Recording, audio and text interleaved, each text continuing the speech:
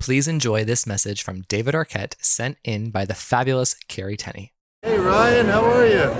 Thanks for doing the Scream podcast.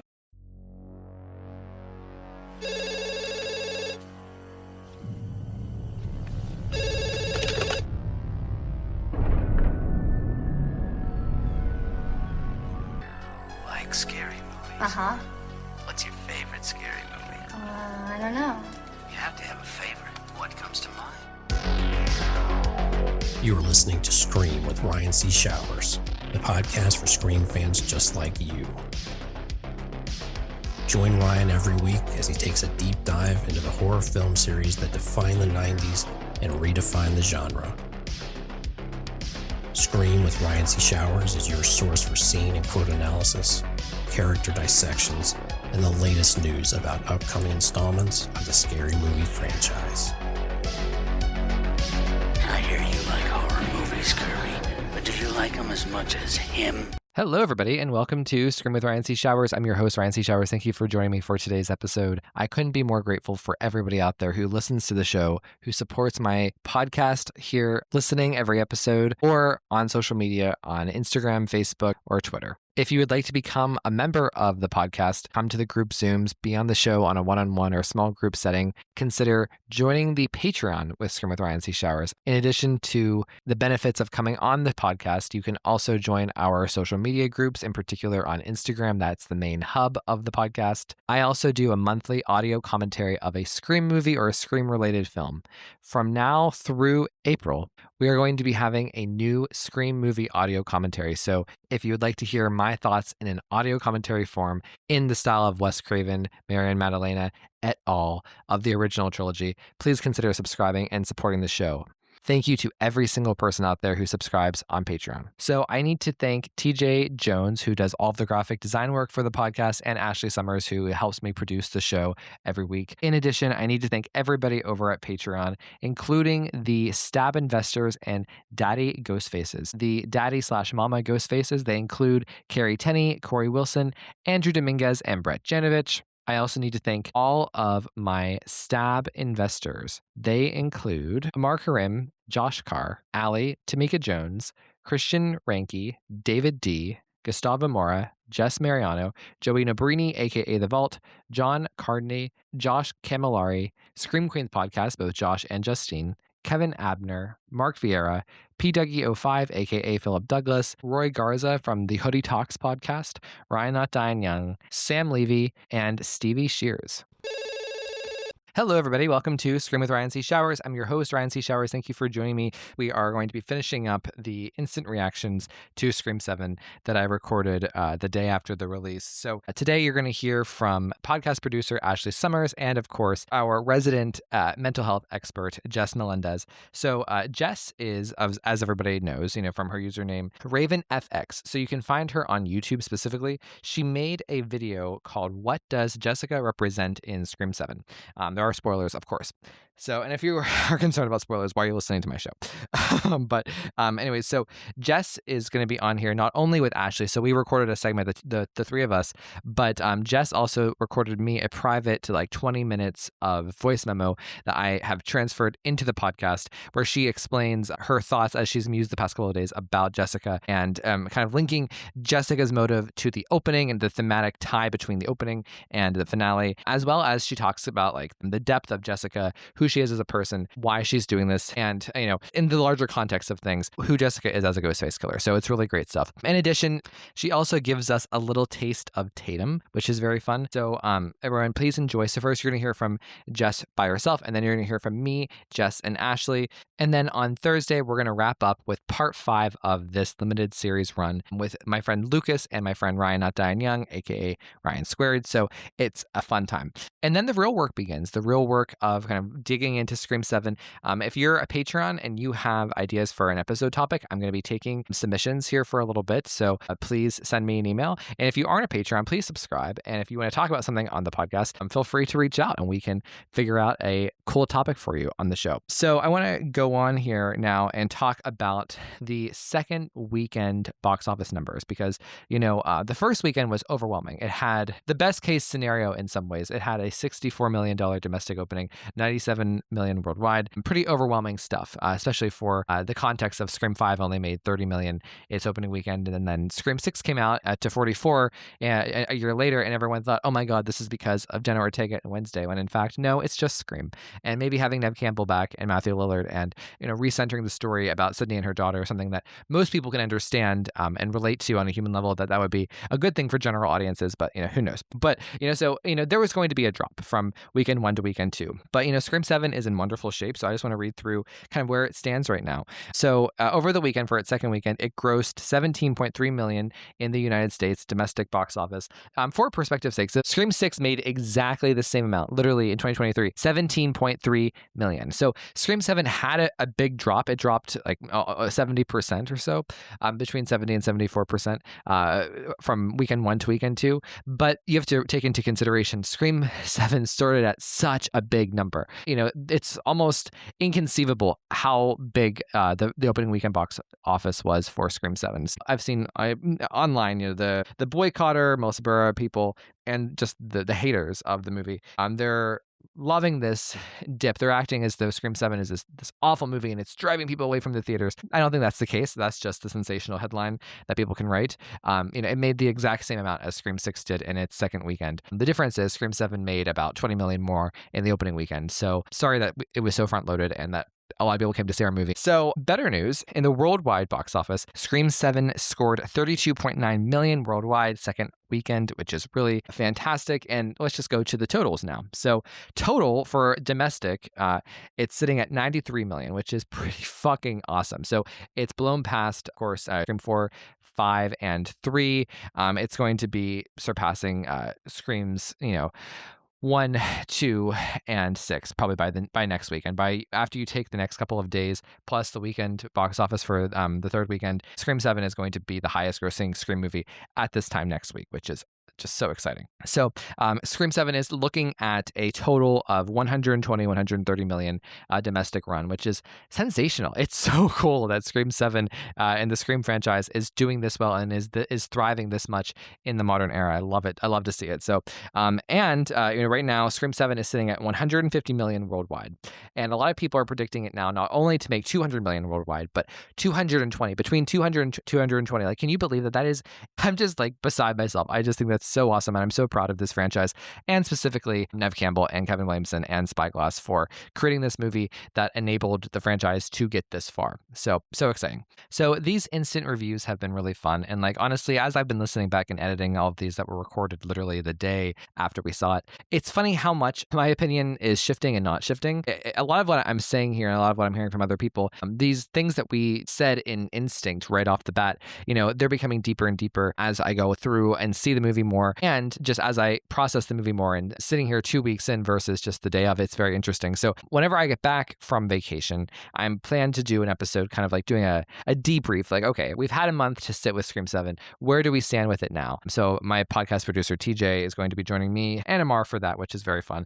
They've never been on an episode together, despite TJ making, over 100 graphics for the show and Amar being on more episodes than anyone, whose name is not Ryan Showers. I hope everyone has enjoyed their rewatches. Whenever I'm hearing from people, it's the opposite of the radio silence era. Like every time I hear from someone who sees Scream 7 again, it's always like, oh my gosh, it was so much better the second time, the third time, the fourth time.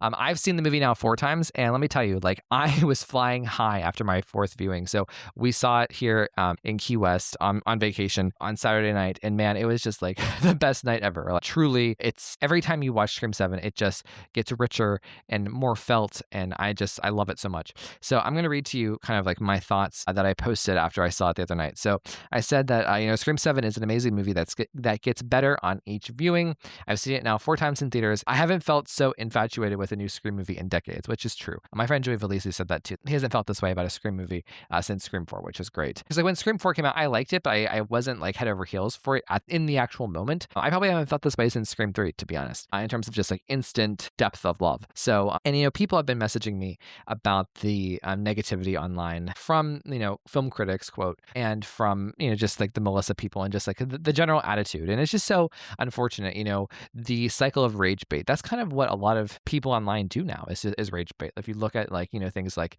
the Sex and the City reboot to Wicked in this past year, Taylor Swift's new album, people thrive on hating on things that were once popular. I am so convinced, though, after seeing Scream 7, that this is like the best modern movie for the Scream franchise by a mile. I can't fathom thinking the opposite. I can't imagine watching 5, 6, and 7 and thinking that 7 is not the superior movie of this new era of movies made by Spyglass. So yeah, but it is what it is. So I write that the outrage is unwarranted, and in time people will either backtrack or claim it's like Scream 3 and 4, and it got better with age. Substance, the character work, and the filmmaking by Kevin Williamson is too strong and will stand the test of time. As a Sidney Prescott and Gail Weathers fan, I can't believe this movie exists for them in 2026. And by that I meant like the depth that this movie goes in terms of their relationship together, their prickly but enduring relationship, as Sidney puts it. There's a lot of depth here, more than I could have ever expected from a movie, especially after Screams 5 and 6, which gave us the bare minimum as it pertains to those two. So them individually, but them together. Scream 7 kind of gave us the Sidney and Gale duo that many people have wanted since before Scream 5. And people acted like, oh my gosh, them riding to the Macher house was, that was like the peak Sidney and Gale friendship. But girl, just wait till Scream 7, right? Okay. So I wrote, I love the boldness of Scream 7 to roast the culture around Screams 5, 6, and 7. It's like Scream 3 commenting on the filmmaking of Screams 2 and 3. It's not simply one or two jabs about Melissa Barrera, but rather sustained jokes about the last few years. And I stand by this. This is actually something I don't think people are really taking into consideration. I mean, Mason Gooding at one point, like during the bar scene, he makes fun of the tagline for Scream 5 that says, it's always someone you know. And he kind of like points out that no, it's not, which is so fun. But there are many comments about just the culture of Screams 5 and 6 and 7 and kind of like, the radio silence era. So much of Scream 7 is about the fact that Sidney was absent in Scream 6. So there's that driving aspect of it. And there's also just like the commentary and kind of like fighting back at Melissa Barrera. Even like there's a line in the interview. I don't know if you guys heard this, but when Sidney is like talking directly to the camera, she thinks that she's talking to Stu and she says, "You want to be the lead? Well, call me. You have a platform." And even just those words, are so kind of like layered, right?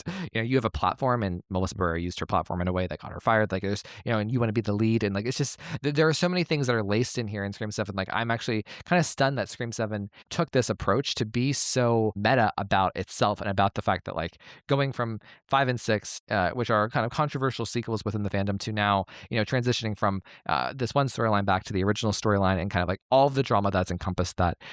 It's very, very much Scream 3 talking about making a stab sequel and all of the pitfalls there, and like how Scream 3 talked about Hollywood more broadly that was applied in the Stab 3 cast. Scream 7 kind of does something similar, but about itself. It's just very, very interesting. This is going to be a topic one day that needs to be really thoughtfully done, more than I'm giving it credit right now, but very interesting, right? And the last thing I'm going to say here is I don't understand the criticism about the nostalgia. Besides the montage before the finale with the killers, with Mrs. Loomis, Roman, and Stu, and Dewey, and the beginning at the Macher house where they're going through, oh my God, this is where Amber Freeman died. This is where Billy Loomis was shot in the head, all that stuff, There's nothing that's too flagrantly composed in fan service. And I agree with that. Like, I just don't understand like this argument, like, oh, this is all just fan service. No, it's not. Like there is so much originality. And here's the thing that I'm going to continue on for my post. It says, Screams 5 and 6 literally copied the structure, the settings, the killers from 1 and 2, and contained endless cheap Easter eggs over and over and over. And Scream 7 doesn't do any of that. If anything, when there are Easter eggs in Scream 7, they are thoughtful. They're there for a purpose. They're there to further the character development of Sidney or to convey something poetic about Sidney or Gale and their lives now, But yeah, like Scream 7 does its own thing in terms of a finale, in terms of the motive. Like it doesn't copy the DNA of Scream 3 or even Scream 1. If there are little callbacks, they're very small. Whereas Screams 5 and 6, they're literally, if you look at those movies in just the bare bones structure of them, they are literally Screams 1 and 2, literally. And even the killers, the boyfriend and then the parent. Like, I mean, it's so frustrating. So it's just like, I feel like the film critics who said this, that it's all about nostalgia, fan service, and just nothing original. I feel like it's very, very misguided. And I don't understand their points of view. I think that the the take on Scream 7 isn't actually about Scream 7. It's about Melissa Barrera and their activism. So it is what it is. So one last thing, I'm sure everybody who went to see Scream 7 has seen the Scary Movie trailer, but Scary Movie 6 is coming out in June, and it looks a lot better than I was expecting. There was a lot of fear about Melissa Barrera being cast as the requel lead of Scary Movie 6, and thank God that didn't happen. But even so, Anna Faris is there. She's doing like the Jamie Lee Curtis thing. Regina Hall is there. She looks hilarious. They have obvious callbacks to Scream 5, to Scream 6 in the subway. There is one difference between the trailer that's being shown in theaters versus the one that was released online last week. In the trailer in the theaters, there was a joke about Neve Campbell and how she wasn't in Scream 6. So that was like the joke in the theater. The guy says, "What would Halloween be without Jamie Lee?" Or a Scream movie without Neve Campbell? And someone says, "Oh, that would be Scream 6." Hilarious. And then, but in the trailer that was released online, they contain, instead of that moment, they have a parody of Sam in the hospital where it's, "Help me, there's a killer in the break room, he's trying to kill me." So I mean, like, Melissa Barrera is getting roasted. Like, it's not been a great week for her. Her Scream sequel holding the record for the highest box office. I mean, that's a sinking ship right there. And then she gets parodied in The House Boots Down in the Scary Movie 6 trailer. Yikes. So anyways, everybody, please enjoy the rest of the episode. I hope that you find Jess's words and thoughts about Jessica to be enlightening. Like, I feel so confidently about Anna Camp's acting and her as the killer. I love her. I love Jessica. I think it's going to be a killer that people gravitate to as time goes on. So everyone, please enjoy the rest of the episode. Hey, Ryan, especially when it comes to like Anna Camp's character, because my only my biggest problem with the motive is that it's just so like, if we can just talk about it in terms of like making it more visual, I just feel like the motive and the Ghostface themselves and even the opening are so physically far apart from like Acts 1 and 2. But I feel like Act 1 and 2 are so strong, it kind of like doesn't really matter, doesn't hurt the film, in my opinion. It only begins to hurt the film when the Act 3 comes along, because then it becomes apparent like, oh, wow, it's so disconnected. Even though even the opening, I would argue, is thematically relevant and also pretty fucking on the nose, and relevant and timely. Like every other woman, of course, I watched a lot of true crime, but I don't put these killers on a pedestal. In fact, they basically disgust me. And the ironic part is that you could tell who's kind of new at John Jay based on their attitude towards true crime. Like, it's like the difference between like, in Scream 4, Sydney and her publicist versus Sydney herself, and how she views what she should do, exploit herself and all this other stuff. These people are only spoken about, if that, in relation to this horrific person that doesn't deserve the infamy that they, have. And besides that, if you are unlucky and you get killed by a killer who kills like more than 5 people, good luck for anyone remembering your name, right? And this constant exploitation of like this show and that show, and just being pushed, you as a human being and your value and your dignity being pushed to the side again and again and again, right? So to me, the opening was like unexpectedly timely. I was kind of blown away by the girlfriend, right? Like that her reaction and the fact that she gets such a brutal death. To me, thematically, usually it would be the guy that would die that way, right? In that scene, like, because you're punishing him for enjoying and just like going out of this world like crazy about being in this home, right? Like, just totally disgusting behavior, etc. And she is the more morally aligned person, and she, even though has great distaste for this, she still loves her boyfriend and she doesn't want to ruin it for him. She's like trying to understand, but at the same time not endorsing, you know what I mean? She didn't have that sort of moral flaw or collapse that usually precedes a death like that in horror. And it got me thinking, like, because it really upset me, right? It got me thinking as I was watching the movie, like, why would that be the case? And it's like, oh, so this Ghostface actually doesn't agree with her, right? That's why she gets the harsher death, because to this Ghostface, her stance is disrespectful. Her stance of like,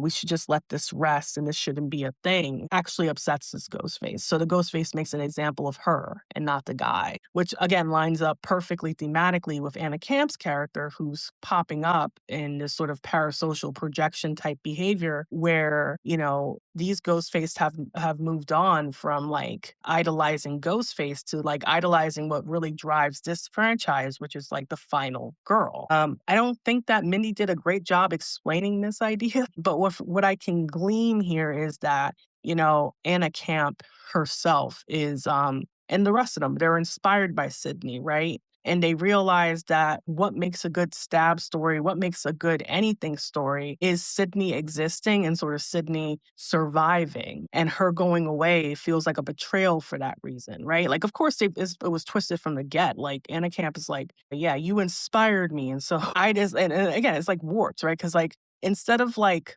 leaving her husband and like loving her son or all these other things, she was inspired towards violence because she interpreted Sydney's, book Out of Darkness as one of like, well, you have to kill your oppressor or your abuser in order to be truly out of darkness, in order to survive, in order to be the hero. So she took that quite literally, I guess, and she went to do Pilates and killed her husband, I guess. What's also interesting about Anna Camp is that she very much, my husband was bringing it up too. He was like, how do you feel about the fact that, Anna Camp is basically a battered woman and she's a ghost face?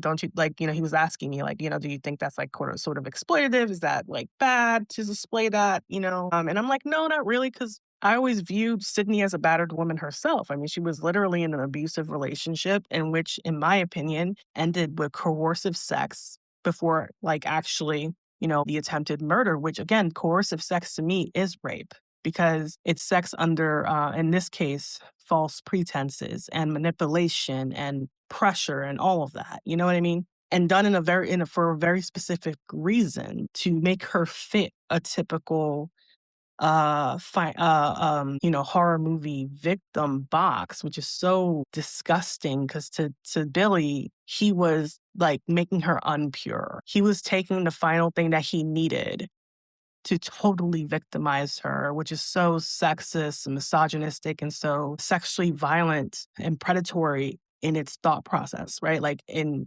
how you conceptualize another woman in that way as a man. That sex to him is literally just domination, like almost like this sort of like stealing act, right? He's taking away her final shield as like in his mind, right? So I view Sydney as another battered woman, essentially. Not to mention everything else she's been through. So that didn't bother me at all. But it's interesting to me that Anna Camp herself, like, and this is the dangers, right? That's why I kind of wish I totally wish we saw more of her. And again, I understand, but I've given the film plenty, like a lot of leeway when it comes to all the disconnects. And that's not even me being nice. I would rather take a Scream film that has issues with plot, but has all of the emotion and drama that I want, than a Scream film like 5 and 6 that doesn't give me anything. It just, because 5 and 6 are just so notorious for not sitting and letting emotional moments breathe and just not delivering and just like giving you nothing. Not only is it a weak plot, but you're not allowed to feel anything either. Like 6 is like the worst offender of that. 7 gave me a lot of things that I desperately wanted as a Scream fan. So that's why for me, regardless of its shortcomings, this is a successful movie because in my opinion, Scream doesn't necessarily need a ghost face. Like, I know that sounds crazy to say, but I would watch a fucking limited series about Sydney and her daughter doing something, Sydney and her family doing something, Sydney and Gail, working together to do something, whatever it is. I would watch that because these characters are that rich and we're that invested. You know what I mean? So I don't necessarily need a ghost face. I don't necessarily need a good whodunit. To me, a good Scream movie really lies in the strength in the characters and their arcs in this movie. And I feel like Scream 7 has some of the strongest arcs for Sydney. And Tatum, like, actually, mostly just Sydney. Like, this is like her best story since 3, in my opinion. It's so great. It's so satisfying to see, especially to see her walking away with, Tatum and Gail. But yeah, back to what I was saying. Anna Camp, right?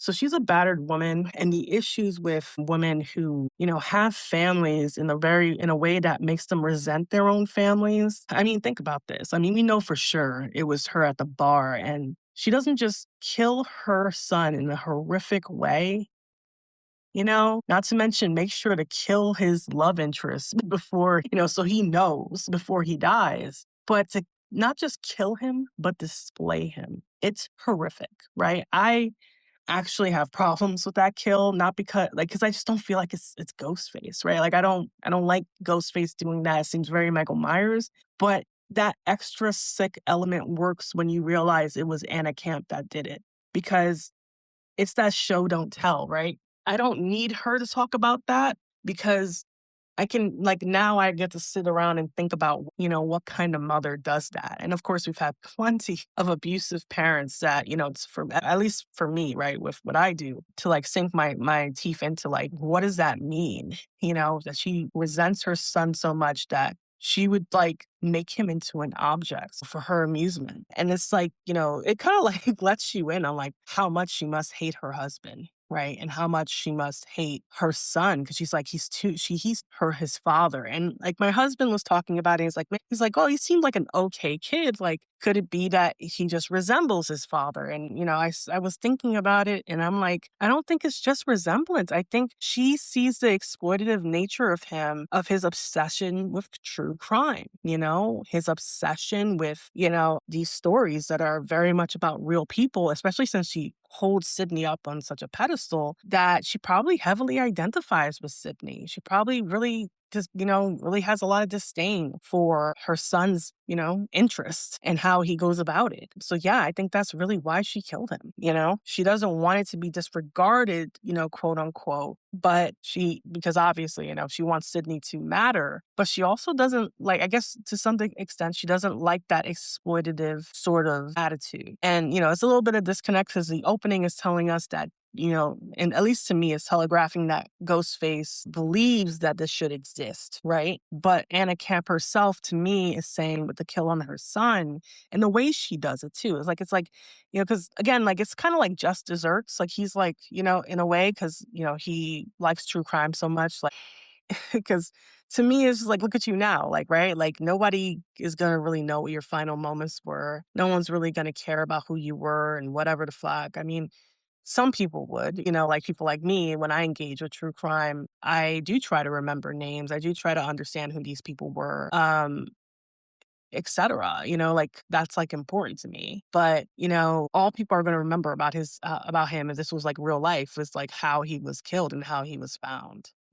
So that was like, again, interesting Just Desserts, but it would appear that she wants things to exist, quote unquote, if Anna Camp, dictated what was going on or had some sort of motive with what happened in Woodsboro. But she's not okay with that exploitative attitude, which is probably why she killed the dude too. Like again, like it kind of fits because both get killed, but it seems like she really hates and gets triggered if it was her who did it, whatever, by people wanting this to go away. Because of course she doesn't want Sydney to go away. She needs her.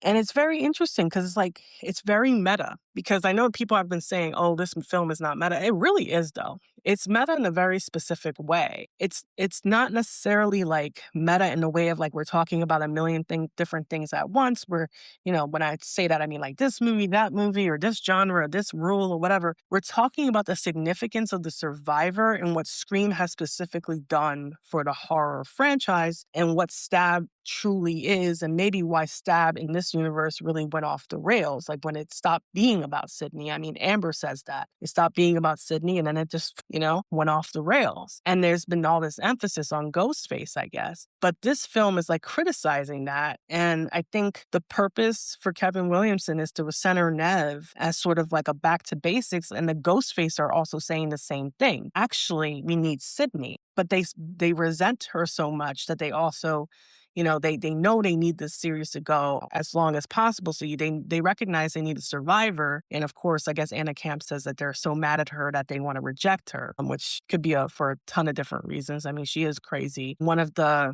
defenses that you can have as a person that when someone leaves, you don't want them to come back, so you're never left again. So it would appear that Anna Camp's real plan here, which is kind of insane and kind of like, I'm like, how would that work? 'Cause I think that Joey was so apt when he mentioned that every Ghostface knows that they're going to lose. And like every Ghostface wants to be killed by Sydney is kind of like an honor. I think that's very true because again, this is a series that's like motivated by the survivors. Like that's what keeps the story going. That's where the intrigue is. That's where the heart of the film is. So whether the Ghostface are like conscious of that or not of this, they know that Sydney needs to survive for this to move forward in a way, And Anna Camp is extra conscious of this because she's like, I'm over you.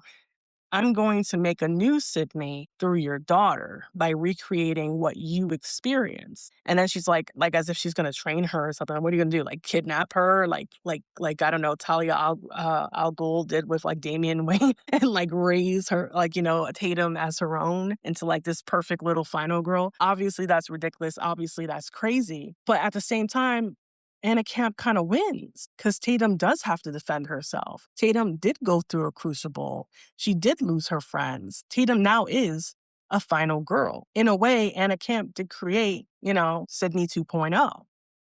Not in the way that she wanted to, she didn't get to, kill off Sydney as well, but she kind of won. And like, that's like, kind of crazy because like, I don't think we've really had a Ghostface like actually win. I know a lot of people were saying stuff like, oh, I want Emma Roberts to come back for this. But I kind of love that they keep ignoring her, not because like Emma Roberts or whatever. I know she could be problematic. I don't really care about that. But I kind of love that they never really bring Jill back into it because that's like the ultimate defeat of Jill. She never gets recognition. She never really matters. It's always satisfying to me when I don't see Jill brought up. I just love that. I think it's perfect. It's a perfect, consistent sort of bookend to what Scream 4 was saying. And I feel like you missed a point if you bring up Jill again for a moment like this. Not saying that Scream 6 shouldn't have shown Jill or whatever. Like, obviously that's different. That's an investigation. But like to glorify her or invite her into, what was going on with the AI videos, I think that would have been the wrong move. I do think the motive is so like stretched, again, so far away from the actual plot. But thematically is there, It's not physically there. Anna Camp doesn't really show up all that much, but it's thematically there in the sense that I really want to talk about Tatum too. Like, I don't know, like, I feel like the writing is a little confused on Tatum for like several different reasons. They kind of like write her as if she's a little younger than she is, which is to me doesn't work because I feel like Isabel May sort of looks too old for how she's being treated. And of course, like, I guess, that just could be Nev being a helicopter mom or, in that way. And that could be intentional, but I don't know. I just struggle with it. But like the very first scene with Tatum, like when I first saw it, it was obviously the fan screening. It was like loud, not like super loud, but you know what I mean? Like people are talking, all this stuff, it wasn't exactly the best viewing experience. So I didn't really pick up on this when I first saw it, but definitely the second time. So we're recreating the scene, Billy coming through the thing, and it still doesn't sit right with me. Like, why would your boyfriend say that to you? Why would you be into it? Like, it's almost like Tatum has this fetish about it. And I think that's very interesting because it plays into this idea that Tatum, once again, doesn't even really understand what her mother went through. She's also like, made her mother into iconography in her mind. She's not real. She's an idea, right? She's the final girl. She is invincible. And Tatum wants that, but she doesn't understand what it actually means, right? Which in turn leads her to sort of dehumanize her own mother. And it's not necessarily her fault because Sydney doesn't really talk to her about it. So all she really has to go off of are books and movies and documentaries, all of which are, influenced and maybe false or even exaggerated in their own ways, right? So it was very interesting to me. I'm like, what is this? It's there for a reason that, She can engage in this fantasy of being her mother, right?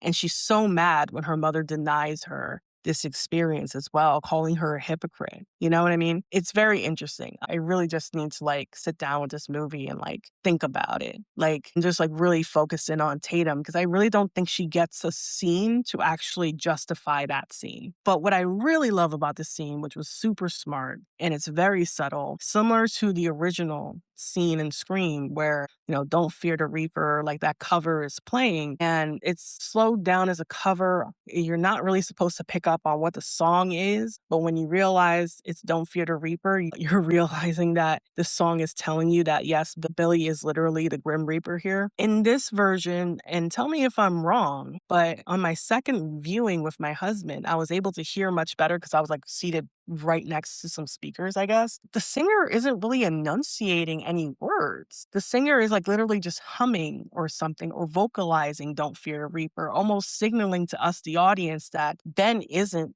Ghostface. It's the same, but not. It's the same, but it's telling you something else. I just found that very clever. And I just kind of love that detail upon the rewatch. It's so Kevin Williamson, right? But yeah, but I do like that it would appear that by the end, at least Tatum or at least Isabel May is giving a little bit of an indication that, she thought she wanted this. And now that she does have it, it's not feeling that great, right? It's like the reality check that all, I think, young adults get, right? I think, not unfortunately, I think it's very human as a young kid to latch on to heroes, as you're watching TV and stuff like that, and like want to be that person and sort of like minimize whatever the fuck that person had to go through to get there. And it's not until you go through some shit that you're like, damn, I was fucking stupid. Like, why did I want that? You know what I mean? Like wanting the end game, but not the journey. So it was interesting. And I think, like I said, I think that there is something there with Tatum that I do want explored. Like I definitely want to Scream 8 showing us what does it look like? How does Sydney show up for her daughter when the worst has literally happened? For any parent that has gone through something, the biggest fear is that child goes through something similar, right? You couldn't protect your child from what happened to you. Not that Sydney couldn't, but she definitely couldn't avoid it. You know what I mean? How does Sydney show up for Tatum when she essentially has to comfort her through showing empathy for herself? Essentially, like herself that's reflected from Tatum to her. Her younger self is what I'm talking about. That's always difficult. I would love to see that. And how does it change their relationship? And how does Sydney work on, this new traumatic experience? Does it impact her relationship with Mark? All of these things. I would honestly, for Scream 8 as well, I wouldn't mind if we shifted focus to Gail. Like, let's say a Ghostface is trying to come after Gail and it puts Sydney in this very unique position where she's like, she could walk away technically. She's not the target, but she won't because her and Gail have, gotten so close and she feels obviously that guilt from New York. And it puts Gail in this interesting position, the same decision she always makes if it's her own ass on the line. I don't know. I kind of like this sort of shift to Sydney is now the protector. I like that generational shift. I think it's, both kind of sad and heartfelt because, we grew up with Gail, but it's almost sweet for her character, right? Gail was always like, seemed untouchable, unbeatable, like almost unbreakable. Yes, she's had vulnerable moments, but she feels that way sometimes. She literally feels unbreakable. And it almost feels like, we call that just like real life. When you grow up with people, you have your mentors and they suddenly become more human, strikingly and shockingly so. That's what I felt like when Sydney looked at her, when she was noticing this. Suddenly Gail is human, more human than she's ever been, even beyond her experiences in 5. And I don't know, it's just like there's a lot of emotionality there that I would like to explore. So yeah. Those are my thoughts. I wanted to get them out there, and obviously there is a lot to say about this movie, and I just love the emotional journey. I'm just very happy with that. I thought it was very well done. And like I said, even the stuff that is weak, it's like I can thematically see how we even got here, which is important to me because obviously that matters. Hello, everybody. Welcome to this next segment of Scream with Ryan C. Showers. I'm your host, Ryan C. Showers. Thank you for joining me. Oh, my goodness. So, we are going to be going through Scream 7 thoughts, initial thoughts, early reactions to Scream 7 with two of my favorite ladies involved in the podcast. The first is my producer of the podcast. She helps me with the Scream Game of the Week every Wednesday. We're going to keep that on track now that we're done with the news of Scream 7. And, of course, the Taylor Swift Song of the Week. No Song of the Week, but a new Scream Movie of the Week. So, Ashley, welcome. Thank you so much. I am super excited to talk about screens. And where can they find you online? You can find me at Squirrel and Spud 9. You'll find the game there, all my crazy rambling, and yeah. Awesome. And I also have to welcome my next guest, who is a huge Sydney advocate. She has done some amazing episodes of this podcast with me, discussing womanhood and motherhood and different variations of feminism within Scream. I love her. I can't wait to hear her thoughts. And also, she was able to meet one of our other friends of the podcast last night. She met Joey Valisi and took a selfie and sent it to me at their screening in New York, which is just mind-blowing to me. So everyone, please welcome my friend, Jess Melendez. Hey, Jess. Hey, Ryan. Yeah, super excited to be here. And yeah, also meeting Joey was crazy, especially since it was unplanned and we just happened to be there. And also, I feel like a lot of these elements in this film are stuff that we've seen in his scripts. Yeah. So like being able to like watch Scream 7 and then like also be in the same vicinity as Joey and be like, oh my God, is he like recognizing this?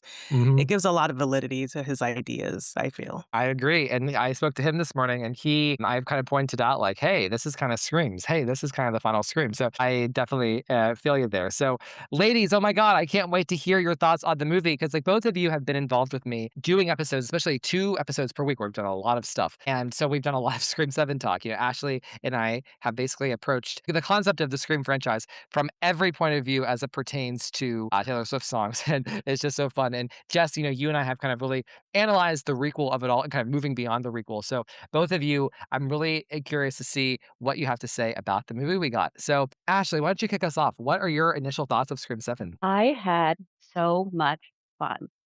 And my first impressions are that I really, really loved it. I had so much fun. I was with my partner, and he is not like the biggest horror Scream fan, but he was like, I'm excited to go because I know how happy it will make you, which is like the sweetest thing. But he was having so much fun too. And watching everyone in the theater just having having this experience together. And what I will say was it felt familiar but new, and it felt like we were getting an insight into some new characters. And what I really liked was how the teen characters felt, in my opinion, authentic to the time. I mean, I'm not a teen, so I don't know if I can say that, but they felt authentic to the time, but still very relatable. Sometimes I feel like with teens, and this can be like a broad spectrum of films throughout time, but sometimes teen movies can feel very much just for that generation, which is beautiful in its own right. But I liked how they felt. Like I was like, oh, I would have done that in high school too, but they still felt like this generation. I thought the kills were fun. I loved Sydney. I loved Tatum. I really liked Mark. Like I guess I would just say my favorite thing, I had so much fun, which is, I think what life is about, right? Is just having fun and like letting those things that are weighing you down just go for a minute, and having some like a shared experience with a group of people that you don't know is just really, it sounds cheesy, but it's really beautiful in a way. And I had the best time. Yeah. Well, I'm glad. I'm glad to hear that. I think that what you said about the teenagers is so correct. And it's so interesting because some people are criticizing the friend group, like not Tatum, that they were too light, but there's something real about them in a way that doesn't need to be fully explained and talked out. It's like, so I really like your observation there. Jess, how about you? What'd you think? My experience at the theater, I think my theater was packed. It was big. It was in the city. And it was very fun. Like obviously, like I think everybody knows that there were some, clap and cheering moments in this film.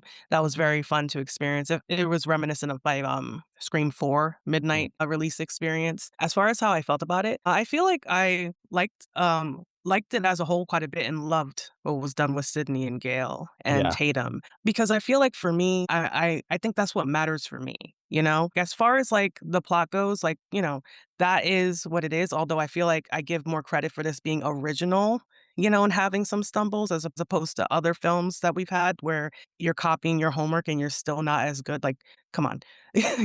So for me, I love watching something new. I Mhm. loved seeing Sydney in this space. Mark was surprisingly like, I loved him. I was like, this is what that is. This is how this relationship looks. That's that type of steady sort of grounding force that Sydney would need in her life. Yeah. And I thought that's something that was being said here that was interesting in regards to perfect victimhood myth that even Sydney was internalizing and how she was conducting herself in her life and how that was affecting Tatum. I was a little lukewarm on Tatum in the beginning. Yeah, I didn't like her introduction. I was like, what are we doing? In terms of like, it almost felt like, is it a fetish that she wants to be like her mother? I don't Yeah. know.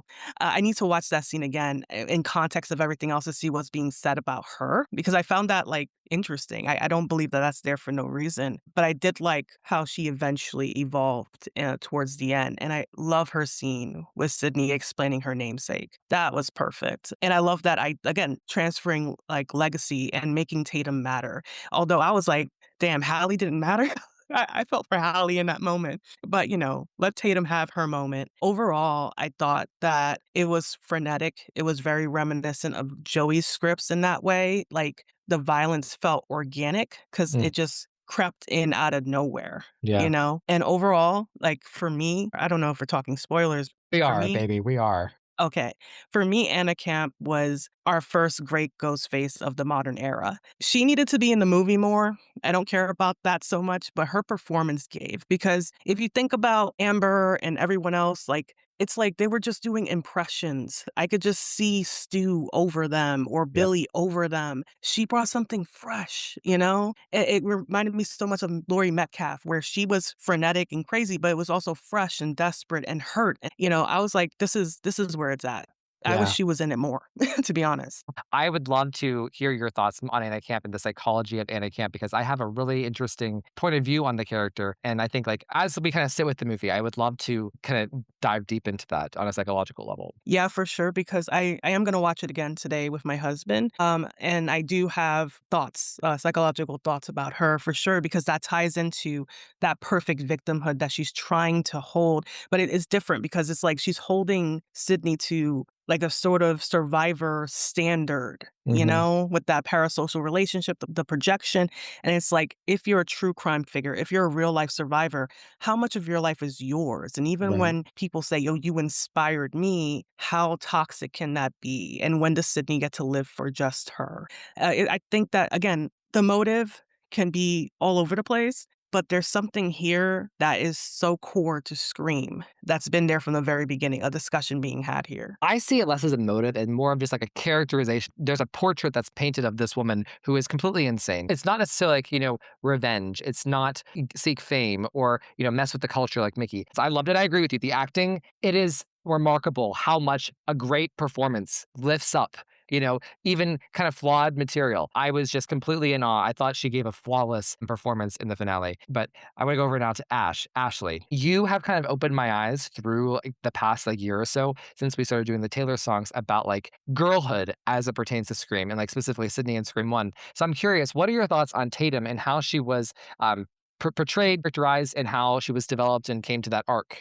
Oh, I really loved her. I thought that she had that teenage thing that I think so many, I think just in general teenagers feel, but I think girls especially have um, this angst inside them that is just like trying to understand like where, and I don't mean, and not in a bad way, but they just have like this like internal thing where they're trying to figure out, their life and what's going on. And it would be really hard to have a wide open door from the world on what your mom has been through, but having it shut in your face when it comes to your mom actually talking to you. And I don't fault either of them Yeah. for how they're dealing with that exchange. But the part I almost cried was when after Ben sneaks out of, or Sydney kicks Ben out, which I love. She's like, no, we're not doing this. And they're having that conversation about sex and virginity and all of that. And then Tatum like looks at her mom, and I think it was like really genuine. She goes, "Did that really happen to you?" Yeah. Me too. And Yeah. I cried with that too. Sydney just kind of was like, I think a better answer for like not this character, but like a mom would have been like, I want to talk to you about this. It's just really hard for me. And I need you to give me some time to figure out how I'm going to do that. Right. Yeah. And I think Tatum would have, she seems like a really kind, empathetic character. And I think she would have been good. But obviously, we're not all perfect and we can't all have the perfect answers. And I mean, I don't even know if that is the perfect answer, but I loved how Sydney, you kind of saw her shut down a little, but then immediately was comforted by Mark, which I really love. And I love how Mark didn't take sides. He told them both, like, no, like you have to be like, she's hurting and she's having a hard time. And I thought he was a really nice pillar for both of them. Yeah. I loved how Tatum was defending her friend, but also like fully really trusted her mom when it came to it. I think that she showed a lot of resilience. And I will just say, that girl is not timid. Yeah. So fuck that. And also, that stupid drama teacher, your I knew you would hate him. daughter. I expected more. I literally was like, you dickhead. Like, I said it out loud. Like, I out loud said, what an asshole. Like, how dare you be like, you're someone's daughter, therefore you have to be XYZ. But I'm sorry, she's playing a dog. I knew. I'm sorry, I think she looked great. I literally, whenever he said that, I don't know why. I don't know if it's like how quirky his character was dressed, but I thought of you and I thought Ashley's gonna hate this guy. Yeah, as soon as I saw him, I was like, oh, he thinks he's better than everyone. And then there was one other scene that I wanted to take Tatum's hand and be like, I personally don't think this is the greatest boyfriend for you. But that was when she asked Ben why he liked her. Yeah. And everything was about him. Yep. I was like, oh, really, Ben? You like how she makes you feel? You like how she makes you laugh?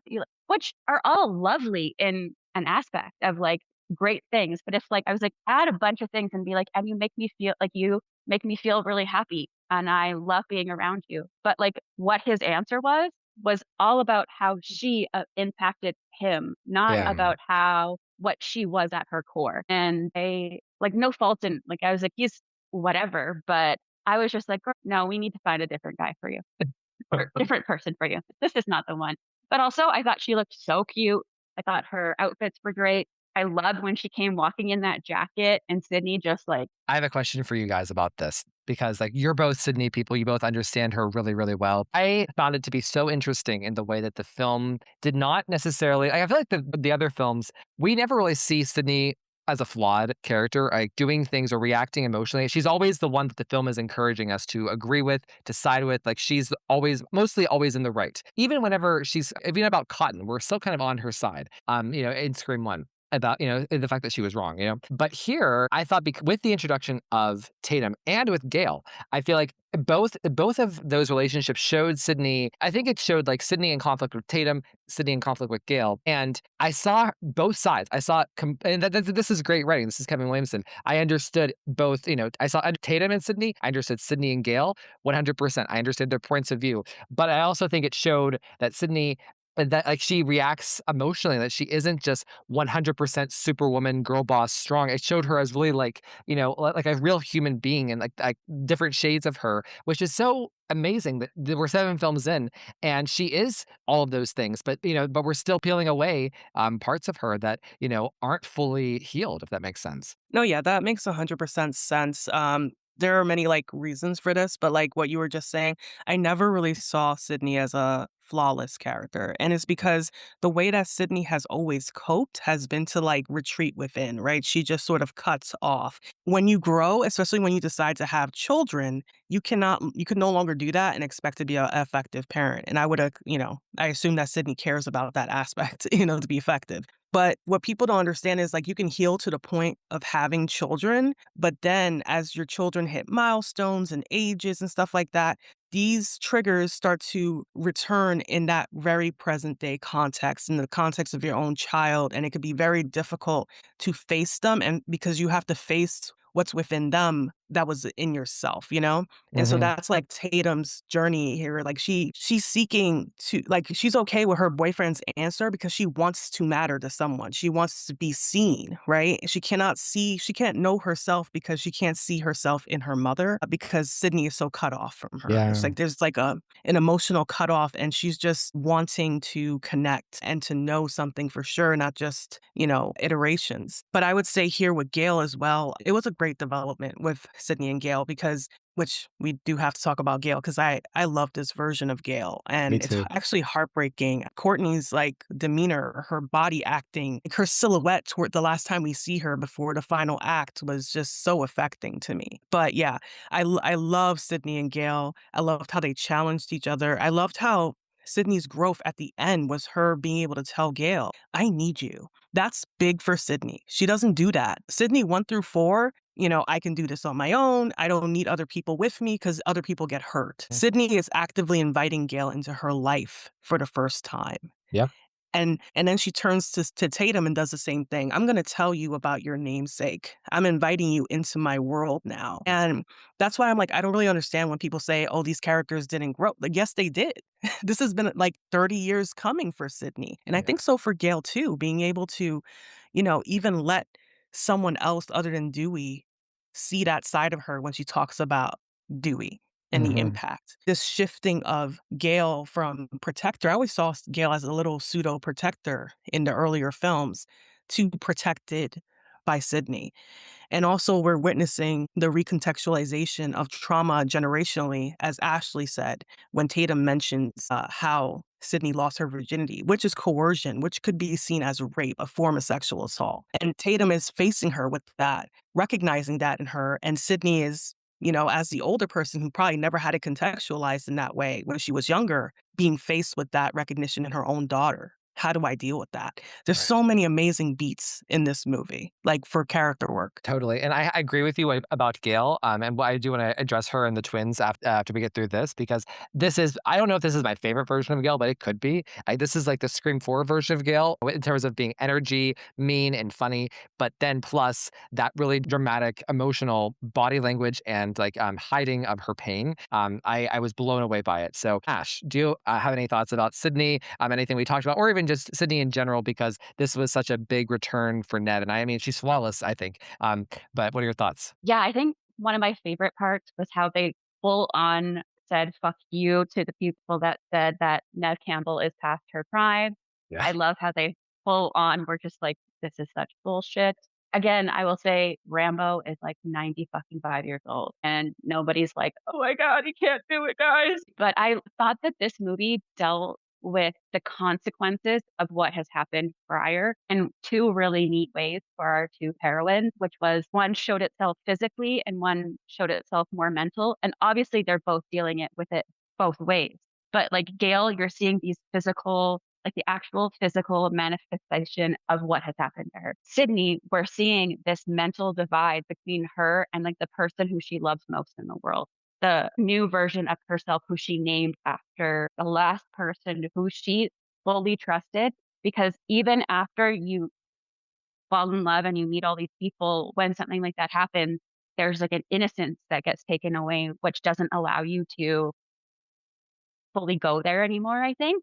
And I think like she's obviously found that with Mark, but I think anybody that was new is what she probably meant. And I think she like loved Hallie, and I think she loved so many of the people that came into her life, but there was always this what if in her mind, which I don't think the majority of us are thinking, what if my new friend is going to come and murder me later? Which is like, and if you are, probably ditch that friend, guys. But I just really love this dynamic of the two. And I love how they both had with Sydney and Gail, they both had these aspects of who they are as themselves and who they are together. And I really loved just seeing how Gail is still Gail. She wants that story, but she was also doing it for different reasons this time. Yeah. And she wasn't like, turn the cameras back on, or she wasn't the one yelling about it. And she was asking hard questions that I think Sydney needed to face. Maybe not the best place to do it, but at the same time, like, when was Sydney ever going to answer those questions? But I love them together. I think this is where Sydney is almost, she didn't understand Gail. I thought I saw it as Gail kind of like, because the killer wasn't calling, she was trying to goad the killer into calling them, like bait the killer. And Sydney wasn't picking up on that. Like, if I were Sydney, maybe I would have lied about Tatum or my family, or played into Gail's questions, or turned the question and twisted it to again entice the killer. And Sydney didn't see that. She just saw well, her worst insecurity about Gail, which is Gail. Maybe Gail is this horrible reporter who hurt me like she did in the '90s. So that's a really good observation, Ash. Yeah, I can't say enough good things about Gail and Sydney. I think again, I mean, flawless. Like literally, I have no notes. I couldn't be happier with each of their roles. I have to say, guys, not on my bingo card. I fucking loved the twins. I am now a Mindy stan. She was fucking fabulous. Like I can't express how much I love Mindy. Ash, I saw you nodding. Tell me. Yeah, I really thought it was fun to see them play off each other a lot, and their banter I thought was really fun. I like how she has a like they both have goals that aren't just like we're seeing what they're wanting to pursue in the future and why. And I really loved, like, the part where they're just, like, when, like, Chad looks at Mindy and is like, "Are we really doing this rules thing again?" And I don't remember exactly how he says it, and she's just like and they're just it had, like, a really cute sibling dynamic, which or just, like, somebody that, like, you really love, like, your bestie, like, having that, like, playful banter, but it felt Scream, do you know what I mean? Like, the way that they talk to each other, and I love how they were just, like, analyzing the new teenagers right in front of them like they were guinea pigs, like, "Ooh, this one's creepy. This one, like, has great hair, but she's not talking enough," or whatever it was, and but they're doing it where it didn't feel too mean. I don't know, I just had so much fun with them. I was looking forward to having them back on the screen. I think the entrance of the twins and Gail was one of, like, people literally cheered in my theater. I mean, I think I started it because I started going, I think people felt that they were allowed to make noise. But it just came out. I was just so excited. I thought she was so fun, and I also loved Mindy's outfit. I think that their dynamic, seeing them interact, because 5 and 6, we didn't see them ever, just the two of them. And they're literally twins. And there's something magical about siblings and sibling banter, and they nailed it. Like honestly, like I feel as though maybe I'm just like riding the high of like the moment right now, but like I feel like welcome them into the family. Like it's kind of like a new version of the core four. With Sydney and Gail and the Meeks, like, or and I guess we add in Tatum now too. But like I just feel like I feel just as warm about them as I do about Sydney and Gail and Tatum in a way. I don't know. I was really taken with them. I was like, and their history added to that. Like they were so good here, and because we had the familiarity before, I was like, ooh, this feels so good. So yeah, I loved them. Jess, what about you? What do you think of the twins? Oh, yeah, like, I audibly said, "Oh my god." I was like, "No." When Mindy got slashed, I was like, "Oh my god." And then I was shocked immediately after. I'm like, "I care about Mindy?" You know? Like, I had to catch myself because I was like, "Oh, no." I was like, "Leave them alone." I was so happy when they forgot that they existed in that bar. I was like, Okay, it's fine. Let them out of the movie." But yeah, I agree. They felt more natural. The costuming, the hair was better. They both looked hot as fuck. Chad was giving me bisexual vibes on that couch. And I was just feeling like they were used better. I'm not Hmm. quite sure I needed to hear the rules again. That's just like my thing. But I did like that the script almost said the same thing because here comes Ghostface to kill everybody in that bar. you know? So I was like, okay, I can forgive having to sit through this if it turns it on its head. It's almost like McKenna Grace getting killed as soon as she suggests having a party. It's like Yeah. the script is like, stop it. We're not doing that again. Yeah. Well, so I want to ask you guys, what did you think? I think that this is like a significantly different movie. This isn't a Wes Craven film. It's very much like a new kind of Scream movie. I think it's a very lean movie, and it's concise, and it just keeps moving. It's a really fast paced film. I want to kind of ask, what did you think of this as a new kind of Scream movie? Not a Wes movie, not a Radio Silence movie, but just like, I guess, a Kevin movie, and about his like approach to to the writing and the directing. So Ash, how about you? I really thought that it was beautifully done. I felt like he got to share his vision of how he wanted to continue. I mean, we wouldn't have any Scream if it wasn't for Kevin. I think sometimes people forget that. They just put all of it to Wes, which obviously I think Wes deserves all the credit in the world. But this is Kevin, right? This is his baby in a lot of ways. And he was mentored by the best. And I think he put out something that was funny, thought provoking, gave people the final girl that they love, allowed us to laugh and to feel things. And I think a new generation can go. I mean, I feel kind of bad. They got kind of taken out now that I think about it. I think he did a wonderful job, and I'm really happy for him that all the people who love. I think people are going to say what they're going to say, but the people who I know that love Scream, who have said what they think so far, have had a lot of fun and enjoyed it.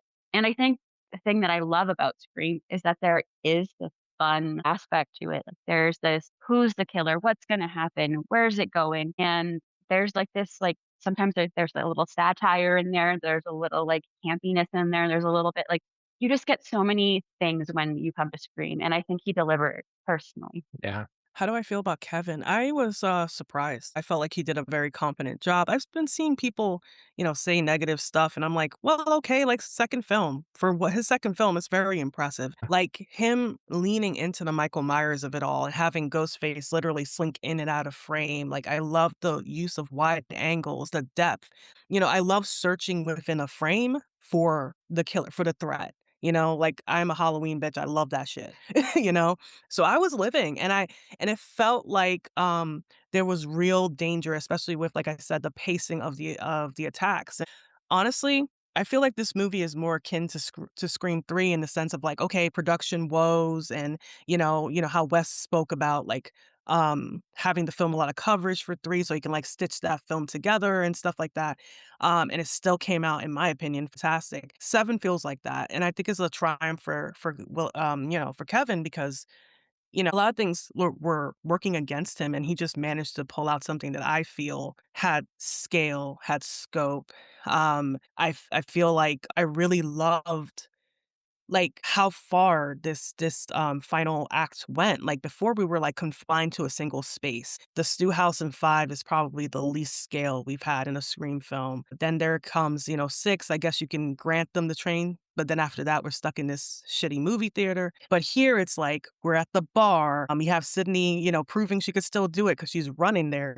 She's running the whole until she gets there. It's the streets of Pine Grove. It's Sydney's cafe, and then we're at Sydney's house. Like it has that like location, what do you call that movement of the final acts of 1 and 2 that I really loved because it gives it that sense of like epicness. And then here comes Marco Beltrami just making it even better. Like, dude, when I heard the score kick in after, the final, like, final act was kind of done, like the what do you call that? The fight and everything. I was just right back there with Scream 1. I was like, you're damn right. I was like, you're damn right. You did that. You did that. Well, so it's so interesting that you bring up the locations because, like, I agree. It's a beautifully shot film. I think the look of it is so cool, and I think it's like the best looking Scream film since Scream 3.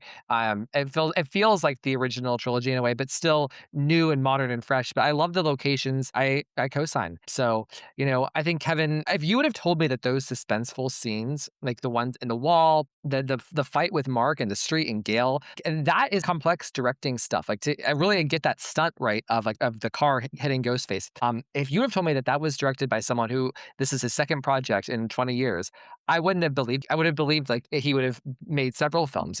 So I think he did a great job. I can't wait to dive in to the psychology of this film and what's being said here about victims and survivors and, true crime and, all this stuff. And yeah, I'm just elated, I think, more than anything, because I like the film overall. I wish we had gotten this as a Scream 5, and I have every confidence in the world that 8, if I think it was what greenlit, if we get it, will be even better. And I'm just so happy for them because, regardless of everything, like this is a good product. And I think it gave us Scream fans what we wanted to see emotionally, which is to me more important than the actual plot and whatever the fuck. I know that sounds weird, but like Scream is one of the few horror films that really relies on the emotion, right? The drama and the connection and the characters. And we were really missing that. Like it's been a while since we've been allowed to breathe in scenes and just like literally let Nev act and have these characters work things out with their words and be real with each other. It was just, in my opinion, just a breath of fresh air. I love that aspect of Scream 7. It was great. I'm glad to hear. Like that makes me so happy. Like because like imagine like you and I did all of those episodes where we just trudged through the mud of like the prequel, and it's just like imagine if Scream 7 had let us down. So I'm really happy that it was a movie that you loved, at least at this point. And I agree with you about the emotional discussions with Sydney and Gail. Like the emotional aspects of this movie were so much more important than the violence or the horror or the physical aspects of it, and that came from Sydney, Gail, and Tatum, in my opinion. And they were. I don't have complaints about any of them. Tatum, I need to think about more. I need to see it again. But like the Sydney and Gail, I thought were flawless. I have no complaints, and that's good for me. So, Jess, thank you so much for coming and sharing your thoughts here. Yeah, no problem. Anytime. And Ash, what are your big takeaways here? I loved how at the beginning Tatum was really struggling with who she was when it came to her mom, and at the end, her mom's like, "Are you okay?" And she's like, "I'm Sydney Prescott's daughter." It's just like, and she said it with like such pride, and it's like she finally was like, "Oh, I get why my mom might not have wanted to talk to me about this because she was so scared it was gonna have a ripple effect, but also like scare me more, make me scared." Like she didn't want to like limit her, but by doing that, she was limiting her, which I think is just like a struggle of parenthood. Like I don't think any parent, even if you're the best parent in the world, has done everything correct, right? Like that every single kid in the world, no matter how they feel about their parent, has something that they're like, my parent was really over the top about this and it makes me insecure or triggered by that type of thing. But I just thought it was so great. I enjoyed every second of it. I was, like, genuinely nervous, like how some of those scenes were shot. But you know what I loved was when she's like I loved how smart they made Sydney. Like, how, like, she's like I think it was a screwdriver or something that was, like, in her leg, and she just grabbed it back when she didn't have another choice and started stabbing her, or when she's got I think it's so hard when you've just seen it the one time and you're like, "Was it a baseball bat that she had?" And she starts, like, hitting the knife so that it can't go back through the wall. She's so smart, and that her decision there was, like, a few times when, like, her decisions might not have been perfect, but it's when her daughter was in so much danger that, like, no shit, like, you're not gonna be thinking perfectly, and I just loved every minute and also, I really had fun with the opening. I really loved, like, that aspect of the true crime thing about being like so I'm somebody who I do really enjoy certain aspects of I even hate saying true crime, but I personally am someone who believes if somebody wants their story told, they deserve to have their story told. I think that there's so many cold cases and people that are missing that having their stories told has actually when it's done correctly and when it's done without this gross, I don't even know how to describe it, just like this gross mentality, it can be really beautiful. And like I've learned stories of people and I follow certain productions that have literally had a huge impact on getting cases solved, bringing people back home. They talk to families, and it can be really beautiful when it's about the story of what happened to somebody and making sure that goes out into the world, not an Airbnb to celebrate where teenagers were murdered. And I love how there was that duality within that movie of how we see these people that are so excited and like even the girlfriend's kind of like, "Yeah, we're a bunch of teenagers got murdered, you weirdo."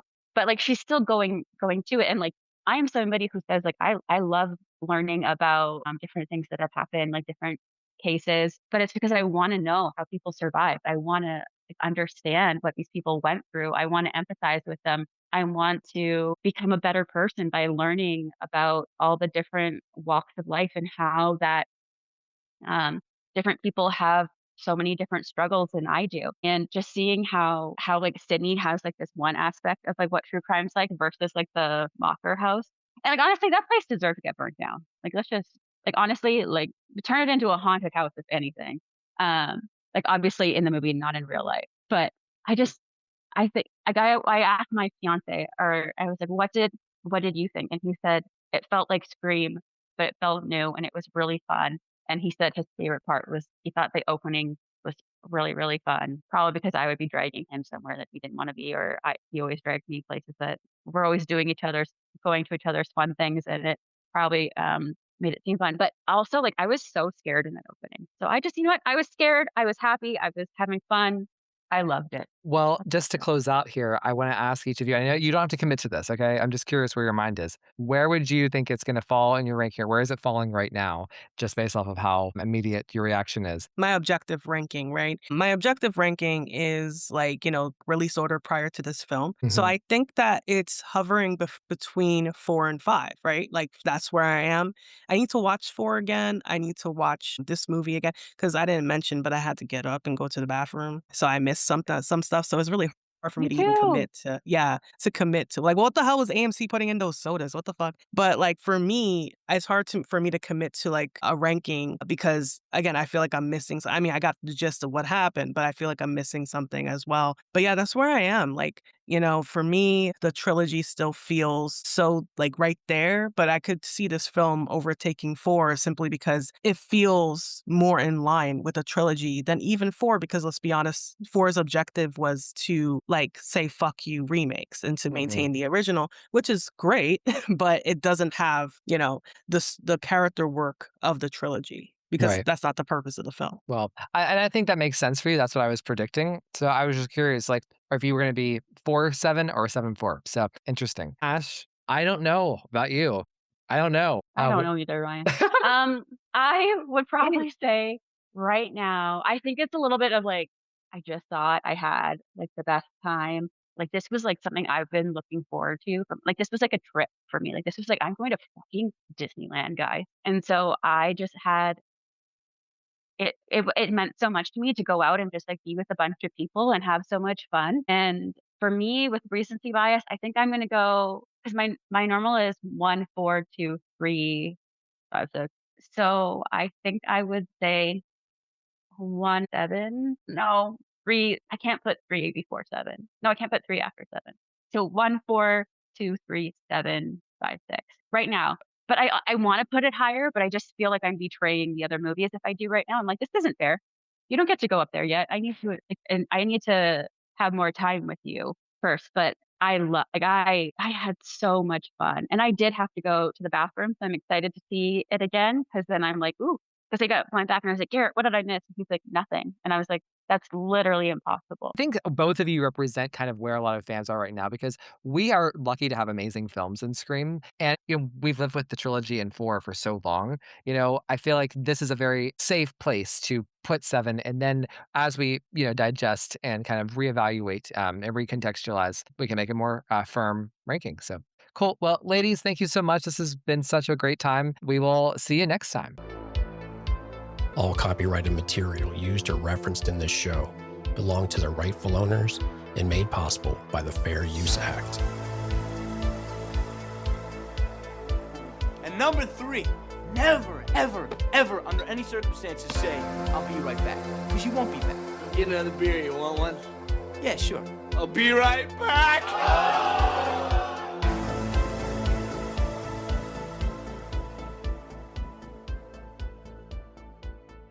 Dear God, Ryan,